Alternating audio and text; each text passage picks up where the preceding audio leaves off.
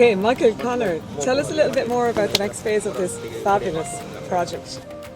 Well, it started. It's not just a plot of shrubland, is it? It was a year and a half ago? Year and a half ago, and that highway wasn't even there. Yes. And obviously we had some amazing support from like CBRE and Wagstaff Interiors Group. Amazing had support, their summer quiz night, which then turned into a casino night. Last year they raised £26,000, which is phenomenal. So that not only helped the process we needed to buy the land, but also to start the fundraising for the building, which is where we are now. So we've just bought 3,000 bricks, I think, on this phase. That's to build the wall, That's the compound wall. Then borewell, then obviously construction. We're meeting with the architect today as well. It's really exciting. Once the architect agrees what can fit and what's going in, then we can start the design, is in like the cafe, the kitchen. How you're going to sustain it with the cafe. Tell us about the cafe, please. Well, the idea is where we are is a tourist area. So the idea is that we're building a cafe. The students are obviously working in the kitchen and serving on that, because we want to move to a model where it's self-sufficient. You know, it's almost a commercial model where the income from the cafe supports the school. There will be a small growing area where we can also work with the communities and teaching some farming practices and what to grow and how to grow for soil health and extra grains and cover crops and all that can be used that are all native to Gambia and West Africa. There's so many communities now that are growing food that we hope to set up an economy of scale where we can buy their excess food to bring to the school to cook with. Because what we'll have here won't be enough to sustain the school. It's more of a training, growing. So not only is the school and the students, it's the community. It's bringing everyone together through food.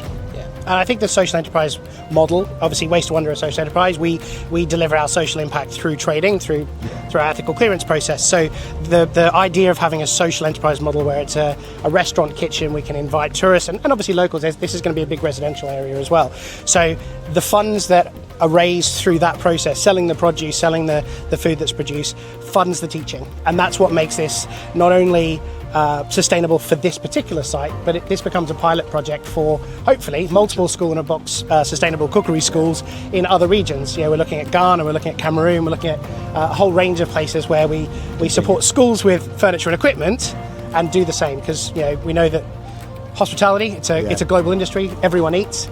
And also from an agricultural point of view, there are some big knowledge gaps. We've seen that even with the communities that the borewells have gone in, the types of food they're growing, they could be making better use of obviously the plots they're growing with, same amount of land, that could double the yield in some cases. And how can people get involved? How can people support you in this fabulous project? Well, I think it's phased. First is fundraising. So we're probably 70% along the fundraising path for the building of the school itself. So we've got a little bit more to do. But we don't want to just have a building. Obviously, we want it to have solar panels.